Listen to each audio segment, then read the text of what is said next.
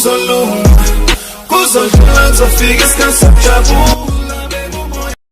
Wala bafethu, shaphu kunjani? Ngithembe ukuthi nishaphu, ngithembe ukuthi ni grand makuthi ke usanda kusijoina kuyona ke le channel. Ngicela wenze nje okulungile, ulike i-video bese ke uyasubscribe ku channel. Okunye okubaleka kakhulu ukuciphiza i-notification bell ukuze uthola ama notification uma ke kukhona ke i-video engiyifakayo. Ngafethu kunento esengiyibone kaningana nje ku Facebook, abantu bayashare ama Google searches wabo, baveza ke indaba ezokuthi i-pyramid yase Egypt after ke ukushaya ke i-Orlando Pirates ngo 3-2, engathi ke Orlando Pirates ke ifake isikhalazo kwi-FIFA malana nokuthi ke khona umdlalo okanye ke abadlali eyabadlalisa ekuwona ke lo mdlalo ke womlenze wesibili wama semi-final eCAF.